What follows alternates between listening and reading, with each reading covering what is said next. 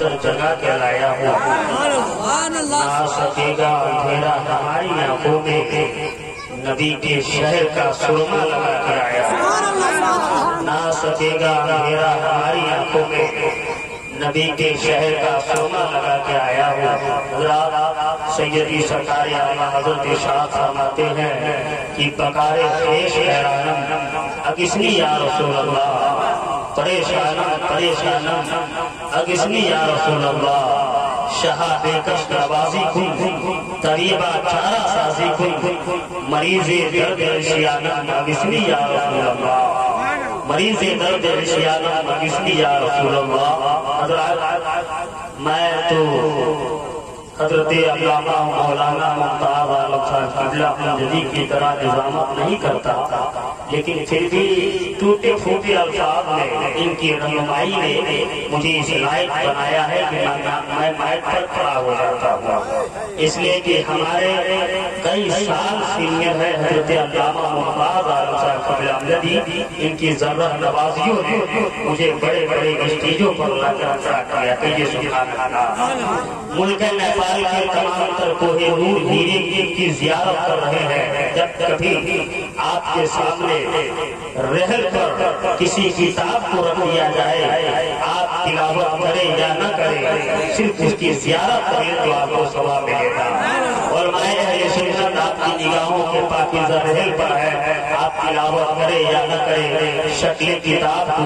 آپ صرف دیکھتے رہیں، آپ کو ثواب ملتا رہے گا۔ کوئی سبحان اللہ۔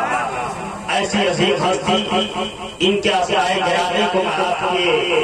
پاکیزہ نگاہوں کی کھڑکیوں کو وا کر کے سنانے کی کوشش کروں، اس سے سب ایک بات میں کہوں گا،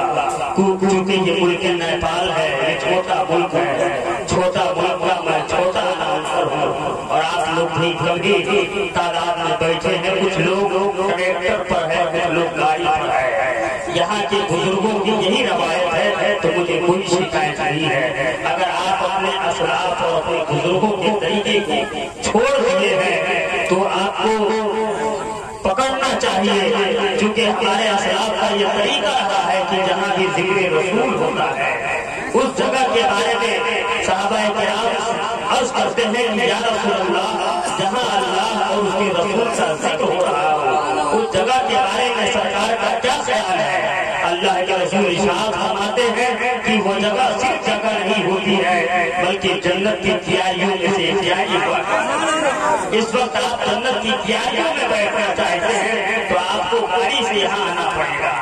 آپ کو ٹریکٹر سے اتر کے یہاں آنا پڑے گا، کیونکہ خدا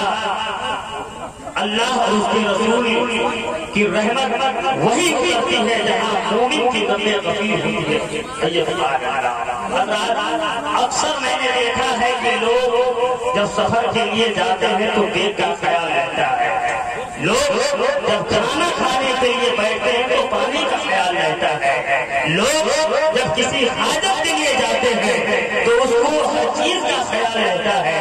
لیکن اگر ذکر رسول میں جانا ہو تو لوگ ٹوٹی ضرور ہو جاتے ہیں۔ ایک شاعر کہتا ہے کہ امنگ و جوش اور فیصل پرستی چھوٹ جاتی ہے، امنگ و جوش اور فیصل پرستی چھوٹ جاتی ہے، ذرا سی عمر بڑھتی ہے تو مستی چھوٹ جاتی ہے، اگر گھر سے نکلنا ہو موبائل یاد رہتا ہے، مگر جلسے میں آنا ہو تو ٹوپی چھوٹ جاتی ہے، اگر گھر سے نکلنا ہو موبائل یاد رہتا ہے، مگر جلسے میں آنا ہو تو ٹوپی چھوٹ جاتی ہے۔ حضرات وقت کی قلت ناکافی نہیں، آپ اگر میری آواز کو سمجھ رہے ہیں یا اردو کو سمجھ رہے ہیں تو بلا کسی تاخیر کے آپ لوگ جو ادھر ادھر ٹہل رہے ہیں آپ ضرور محفل پاک میں تشریف لے آئیں گے، کیونکہ اردو زبان ایسی ہے کہ گونگا بھی سمجھتا ہے آپ کی بول پائے گا۔ ایک شاعر کہتا ہے کہ سلیقے سے ہواؤں میں خوشبو گھول سکتا ہے، ابھی کچھ لوگ باقی ہے جو اردو بول سکتا ہے، ابھی کچھ لوگ باقی ہے جو اردو بول سکتا ہے۔ یہی شاعری جب دہلی کو پہنچتی ہے تو داد دہلی نے کہا تھا کہ اردو ہے جس کا نام ہمیں جانتے ہیں داد، سارے جہاں میں دھوم اردو زبان کی ہے، سارے جہاں میں دھوم اردو زبان کی ہے۔ آپ ممبر نور کے گھر پر دیکھتے ہیں کہ خطیب